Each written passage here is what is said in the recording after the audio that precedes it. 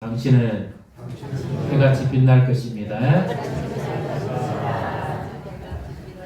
각기 다른 은사를 가진 사람들이 식당에 이제 밥을 먹기 갔습니다. 근데 그나저나 식당이 너무 분주하고 복잡했어요. 손님도 많았고 갈 틈도 없이 복잡해서 홀에 서빙하는 분들이 그나저나 참 고생을 많이 합니다.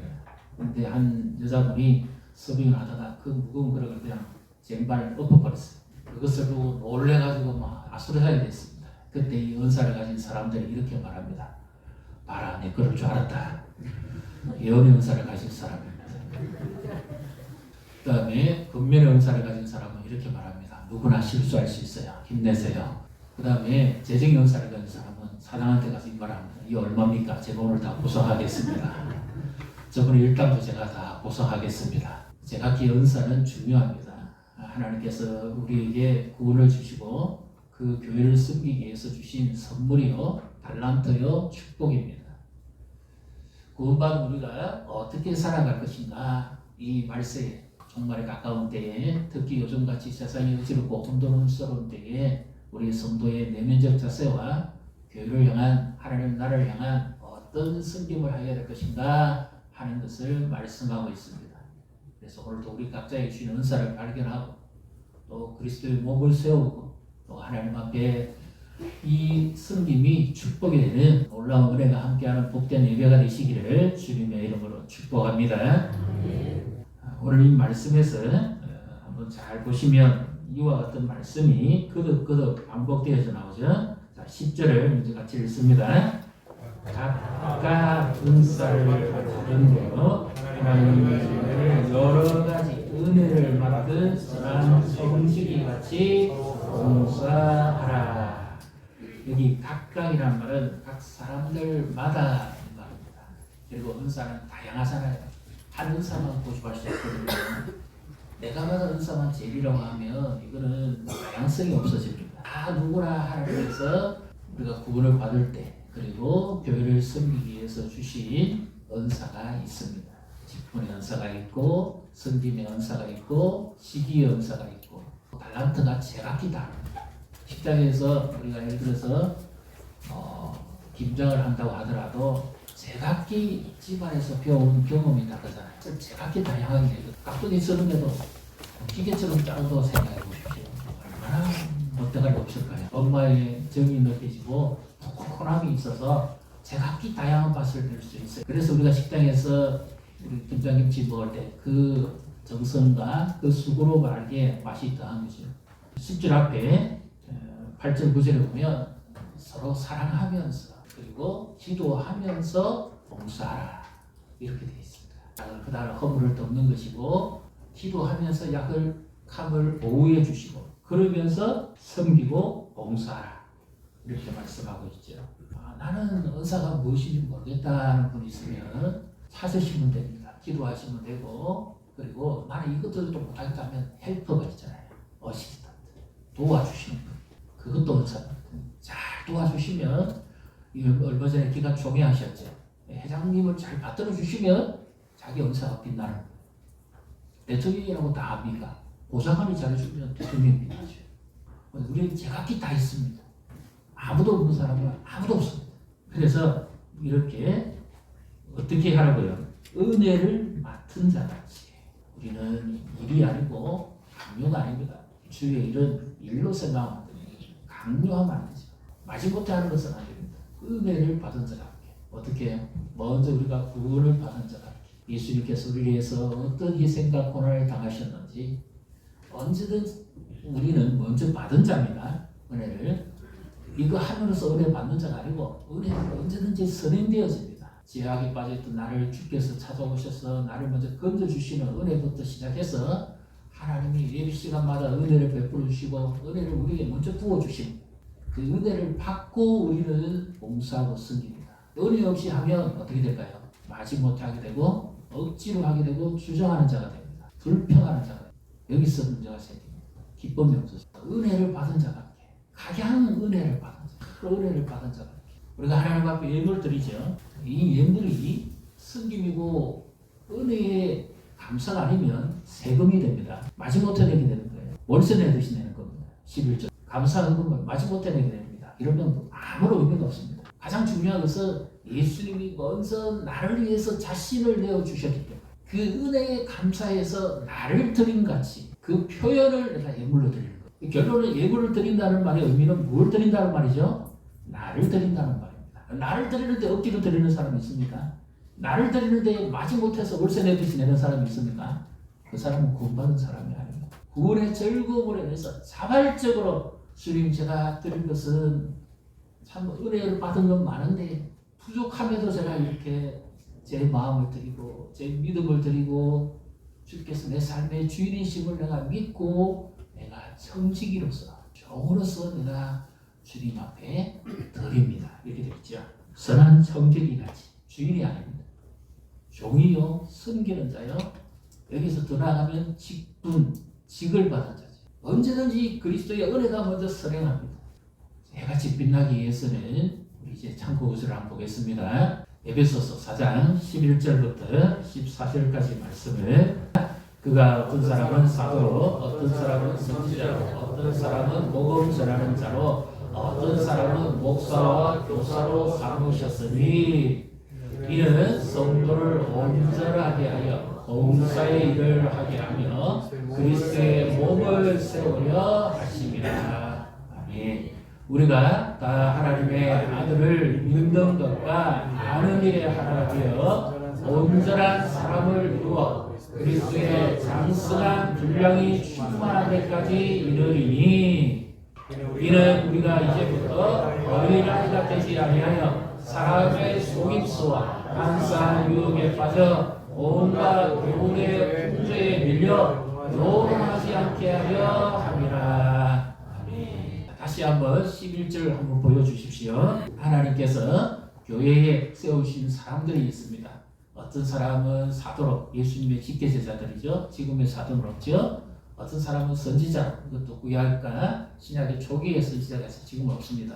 어떤 사람은 복음 전하는 자, 대중전도자, 대중전도자를 말하죠. 어떤 사람은 목사와 교사를 삼았다 했는데 여기에 관사가 하나 붙습니다. 목사는 가르치는 사역을 하기 때문에 목사는 교사의 역할을 감당합니다. 물론 우리 교회학교에 교사도 있죠. 목자도 있습니다. 역할은 그렇습니다. 그런데 하나님께서 그리스도의 몸된 교회에 이들을 주신 목적이 뭘까요? 12절입니다.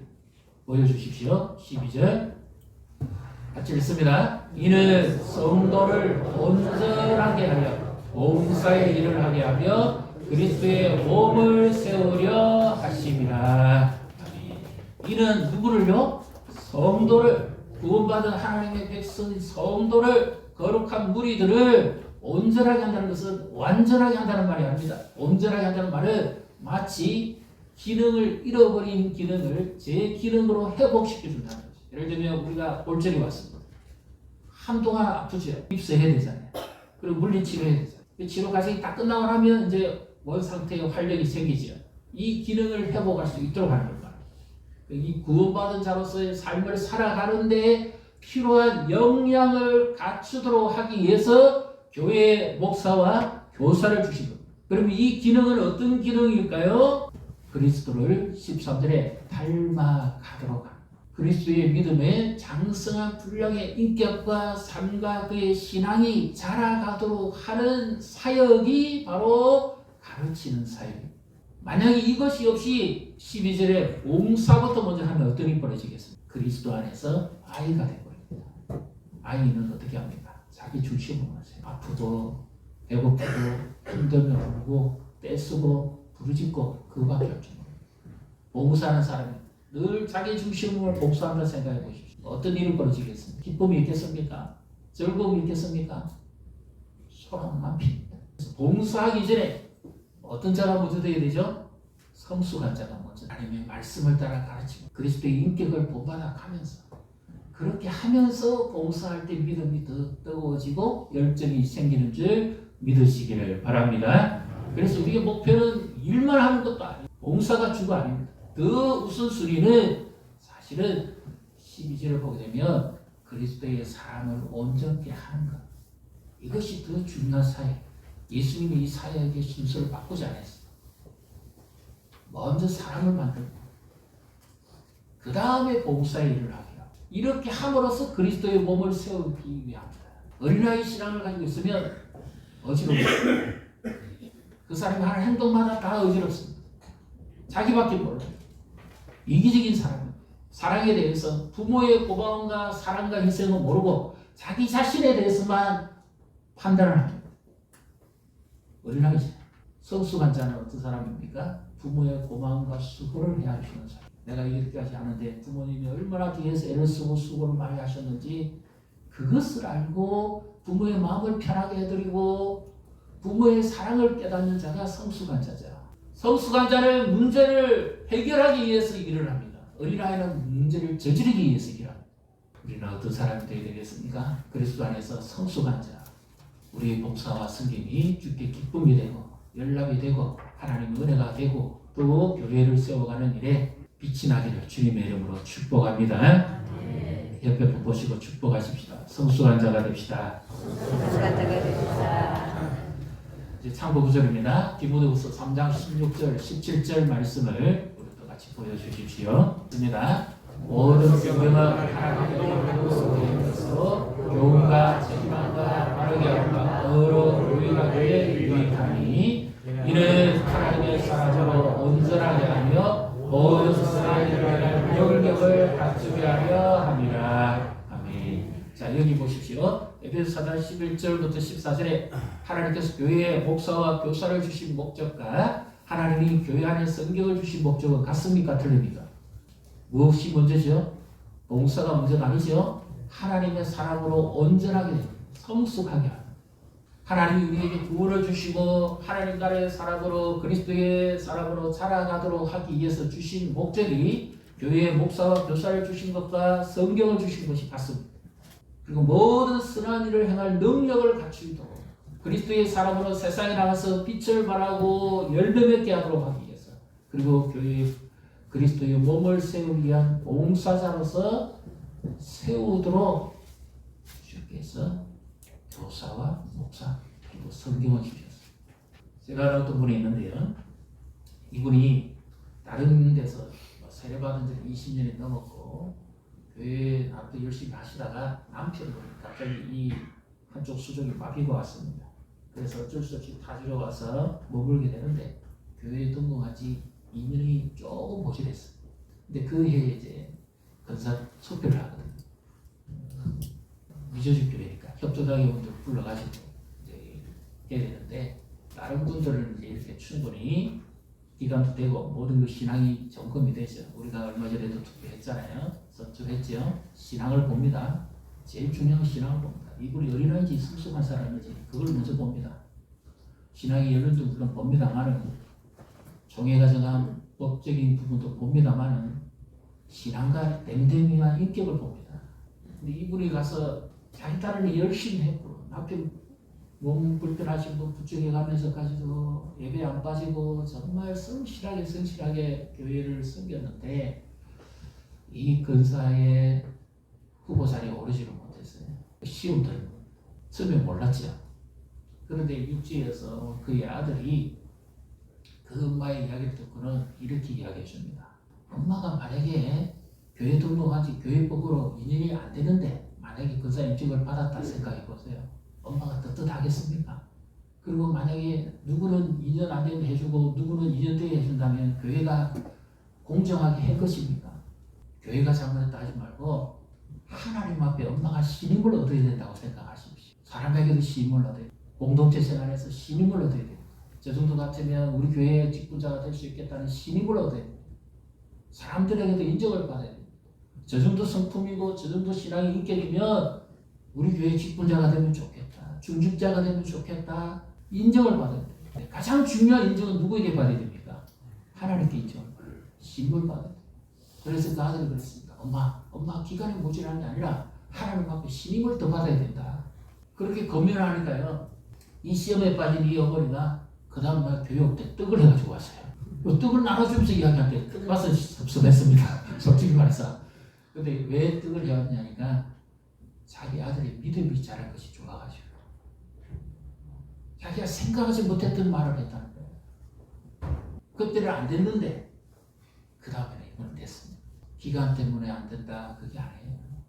근데 하나님 앞에 내 자신이 성숙한지 내가 정말 그리스도의 몸된 교회를 섬길 만한 그런 신앙과 인품을 가졌는지, 그리고 나는 정말 다른 사람들에게 내가 그렇게 영향력을 미치고 있는 사람인지를 한번 돌아봐야 됩니다.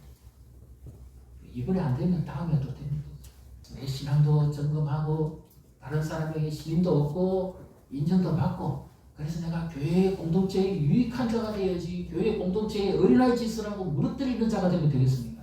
그러면 앞으로 그가 그런 직분을 받았고 그런 위치에 올라갔을 때 누가 그를 존경해 줄까요? 제발 나가기를 바라겠지. 하나님이 기뻐하는 사람, 하나님이 해같이 빛나게 쓰는 사람, 신앙과 인격이 갖춰져요. 남의 허물을 덮어줄 수 있는 사람이 돼. 누가 이랬냐고 지적하고 지탄하고 손가락질하면 누가 그 속에서 불을 받고 누구를 따르겠습니까? 문제가 있으면 내가 가서 덮어버리면 돼요. 좋은 것은 알리고 미흡하거나 부족한 부분은 내가 그냥 하면 됩니다. 우리 교회는 이름도 없이 빛도 없이 봉사하는 분들이 너무 많습니다. 너무 수고 많으십니다. 옆에 분 보시고 축복하십시다. 이름도 없이 빛도 없이 섬겨주셔서 감사합니다. 교회가 하는 일 한정적이잖아요. 얼마나 많은 사람들의 손길이 필요합니까? 우리 2023년 이 어려운 때를 지나오는데도 꾸준하게 제자리에서 자신이 원해서 하신 분도 있지만 하나님 앞에 자원하는 마음으로 이름도 없이 빛도 없이 봉사하시고 얼마나 많은지 모릅니다. 화장실 청소하시는 분, 뭐 밖에 정리하시는 분, 뒤에 정리해 주시는 분, 앞에 드러나지 않는 분들이잖아요. 앞에 드러나는 사람은 제일 대표적이잖아요. 목사, 찬양대원, 교사, 식당 봉사를 수고하고 애를 쓰고 그렇게 많이 수고하시는 뒤에서 어시듯 도와주시는 분, 얼마나 수고를 많이 합니까? 그런 분들이 함께 수고해 주니까 우리가 함께 먹을 수 있고 함께 기쁨을 나눌 수가 있는 거죠. 만약에 그런데 만약에 일을 시키는데 잃어버리면 같이 안 먹습니다. 그러면 가족이잖아요. 식구잖아요. 사랑으로 봉사하시는 분 얼마나 수고 많이 하시며 시간 맞춰가서 그 참 저도 해봤거든요. 옛날에 제가 개출 갈 때 한 분을 모시고 가가지고 저는 강단에 와서 설교하고 얼마나 마음이 좁겠는지 모릅니다. 안 하시면 제가 해야 돼요. 한 분 한 분 뒤에서 이렇게 손길로 수고해주고 이렇게 섬겨주니까 얼마나 감사합니다. 그래서 이 구원받은 감격과 은혜에 감사하는 사람은 한번 따라해 보십시오. 주님의 손이 내 손, 주님의 발이 내 발이, 주님의 심장이 내 심장이, 이런 마음으로 섬깁니다. 내게 주신 솜씨와 실력과 재능과 달란트가 있다면 내 손이 주님의 손이 머무는 곳에, 내 발이 주님의 발이 머무는 곳에, 내 눈이 주님의 눈이 머무는 곳에, 내 심장이 주님의 심장이 머무는 곳에 섬깁니다. 때로는 공개적으로 드러내야 될 때도 있지만 감추어지는 것이 있던 상급이 큽니다. 오른손 하면서 왼손은 모르게 엄밀하게 보시는 하나님이 갚으실 것이다. 믿으시기를 바랍니다. 마태복음 25장 21절을 한번 읽습니다. 그 주인에게 나라의 그가 착하고 충성된 주가 내가 적은 일에 충성하였음에 내가 많은 것을 내게 맡기리니 내 주인의 즐거움에 참여할지어다 하고, 자, 이 달란트 비유죠. 2달란트, 5달란트, 1달란트 받은 사람에게 주인이 제각기 나눠줬죠. 청직이잖아요. 주인의 것을 나누어 주고 주인의 것을 위탁받은 사람이 청직입니다. 오늘 선한 청직이 나왔죠. 종, 섬기는 자, 주인의 것입니다. 내 것 아닙니다. 우리는 하나님의 것을 위탁받은 자, 주인의 신임을 얻었어요. 은혜를 받았습니다. 제각기 주신 재능과 달란트로서 섬기는 겁니다. 이 5달란트 받은 사람이 주인의 그 은혜에 감사하고 그 중심을 향해서 충성했다 그러죠. 내 마음을 알고 했다. 내가 한 것처럼 네가 했다 그 말이잖아요. 사도 바울이 선교를 다니면서 어렵고 힘든 교회를 위해서 늘 걱정하는데 디모데를 보내면서 하는 말이, 내가 하기 전에 디모데를 너희에게 보내기를 원하는 것은 이 사람이 가서 내가 한 것처럼 너희에게 할 것이기 때문이다. 착하고 충성된 종아, 내가 적은 일에 충성하였기 때문에 내가 많은 것을 네게 맡길 것이고 네 주인의 즐거움에 참여할지어다. 선한 청지기가 되고 옆에 분 보시고 축복하십니다. 착하고 충성된 주인이 됩시다. 됩시다. 착하고 충성된 주인. 반대로 뭡니까? 한 달란트 받은 사람은 주인의 마음도 모르고 은혜도 모르고 고마움도 모르고 자기 판단도 했다가 그 한 달란트가 당시에 얼마나 비싼 건지 모릅니다. 중량이 은 한 달란트가 25kg, 35kg 나갑니다. 현재 시세로 계산한다면 수천억이 나옵니다. 그 고마움도 모르고 그냥 땅바닥에 버려버렸어요. 한 푼도 주라. 주인이 오면 죽고 있어요. 그래서 주인이 계산하자 그러니까 뭐라고 말합니까? 주인이여 이것을 잃어버릴까 싶어서 땅에 묻어두었습니다. 그러니까 주인의 입에서 어떤 말이 나오죠? 이 악하고 게으른 종아, 착하고 충성된 종하고는 완전히 다르죠. 이 악하고 게으른 종아. 내가 만약에 별일을 취하는 자인 줄 알았다면 차라리 그것을 나한테 맡겨둬야지. 왜 땅이 파묻었냐. 이자라도 불려있어야 될 거 아니에요. 주인의 마음은 몰랐지. 호되게 굳어뒀습니다. 무더운 자는 내가 쫓아 주인의 즐거움에 동참하십니다. 우리에게 돈으로 계산할 수 없는 하나님의 구원의 은혜를 줬습니다. 영생의 즐거움을 주셨습니다. 이 모든 일에 교회를 위해서 하나님 나라를 위해서 섬기라고 주셨습니다. 우리에게 주신 재능과 달란트가 무엇이든지 간에 교회를 섬길 때 주님이 보십니다. 나는 특별히 잘하는 거 없습니다. 설교하고 이런 것은 특별히 은사를 받은 사람이라 주께서 세운 사람이라 별도로 찬양도 마찬가지입니다. 가르치고 기술적인 이런 부분은 그렇습니다. 그 외에 나머지는 누구나 할 수 있습니다. 본당의 자석을 정리할 수도 있고 청소를 하실 수도 있고 주부를 접을 수도 있고 화장실을 청소하실 수도 있고 안방을 정리하실 수도 있고 이거는 건강하신 분이면 누구나 할 수 있잖아요. 아이들이 예배 드리는 데 신발이 어지러져 있으면 신발을 정리해 주실 수도 있고 저는 그런 분 참 기억합니다.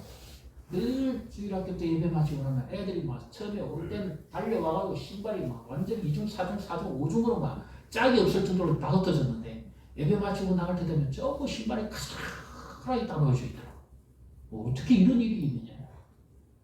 할머니 한 분이 늘 교회 와가지고 기도하시고 손주 손녀 보는 그 재미 즐거움 때문에 기뻐서 이 아이들을 하나님 어떻게든지 축복해 주십시오 하면서 기도하면서 그 흩어진 신발 하나씩 정리해 줍니다. 교사들이 감동을 받죠. 보람을 느끼죠. 이름도 없이 빛도 없이 그렇게 드러나지 않습니다. 하나님 주목하십니다. 심은 대로 거두게 하십니다. 갈라디아서 6장 7절부터 10절의 말씀을 같이 읽습니다. 스스로 속이지 마라. 하나님은 신뢰를 받지 아니하시나니 사람이 무엇으로 주든지 그대로 거두리라. 계속요. 8절 자기 육체를 위하여 심는 자는 육체로부터 썩어진 것을 거두고 성령을 위하여 심는 자는 성령으로부터 영생을 거두리라. 우리가 쓰는 해가 낙심하지 말지니 포기하지 아니하면 때가 이름에 거두리라. 그러므로 우리는 주위에 있는 대로 모든 일 착한 일을 하되 또 믿음의 가정들에게 할지니라. 아멘. 심은 대로 거둡니다. 농사법이죠. 자연의 이치입니다. 콩 심으면 콩 나고 팥 심으면 팥 납니다.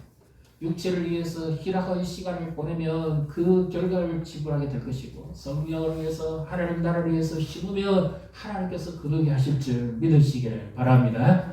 여기 거두는데 두 가지가 있어요. 시기가 다릅니다. 하나는 한 해 농사를 지으면 즉각 바로 그 해 짧은 기간 안에 거두는 것이고 장기간에 거두는 게 있습니다.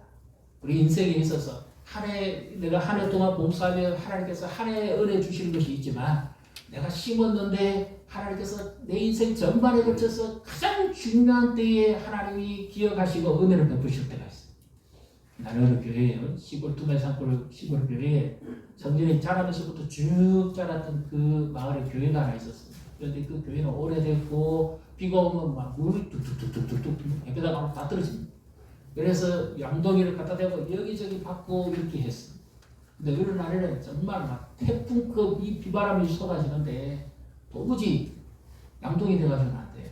밭에서 일하던 청년이 뛰어와가지고 구멍이 여기저기 나 있으니까 이건 도저히 잘못하면 건물이 넘어질 거야. 물이 너무 많이 쏟아져. 그래서 자기가 그 지붕에 올라가가지고 자기 몸으로 그 구멍을 막아버렸어. 비가 얼마나 많이 왔겠어. 옷이 완전 온몸이 물에 막 팅팅 부를 정도로 젖었습니다. 일주일 내도록 감기 몸살하고 들어 누웠습니다. 자기는 그것밖에 기회가 안 납니다.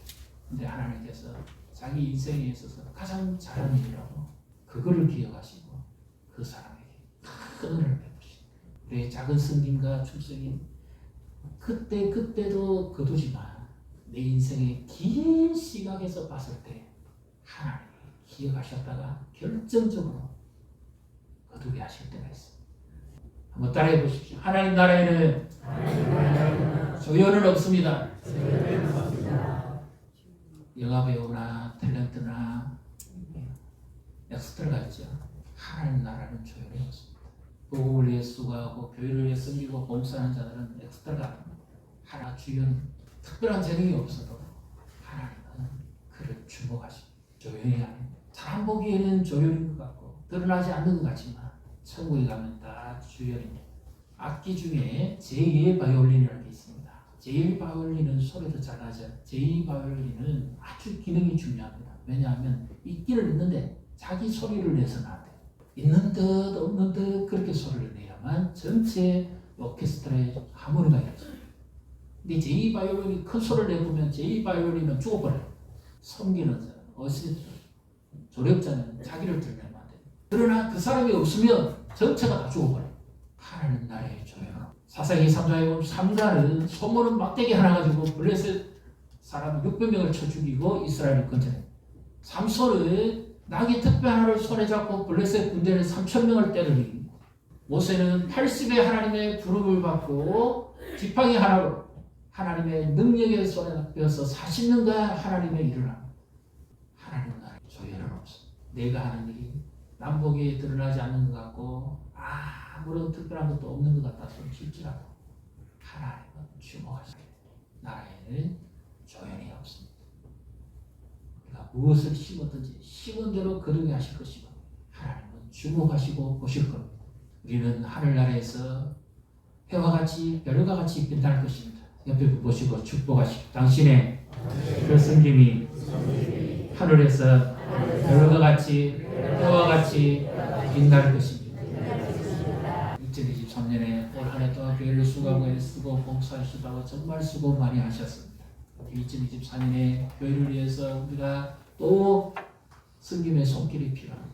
하나님께서 우리에게 주신 중심의 붙들림과 되어서 성숙한 자로서 교회를 섬기고 받들고 교회를 사랑하듯 주님을 사랑하듯이 그렇게 계산합니다. 네가 나를 사랑해서 이렇게 하는구나. 하나님의 놀라운 은혜가 있습니다. 위로가 있습니다. 사람이 알아주지 않아도 주님이 알아주시면 됩니다. 주님이 인정해 주시면 됩니다. 내가 부족해도 내가 하는 일이 없어도 휴지 하나 주는 것도 내 눈에 보이면 하면 됩니다. 문제를 일으키면 안 됩니다. 누가 이거 버렸냐? 내가 주면 되지. 내가 봤으니까. 누가 이랬냐? 내가 하면 됩니다. 덮어줍니다.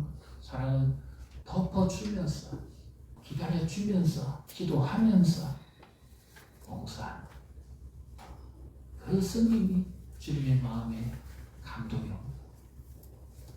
주께서 우리에게 모든 것을 보시고 해같이 빛나게 해주실 줄 믿으시기를 주님의 이름으로 축복합니다.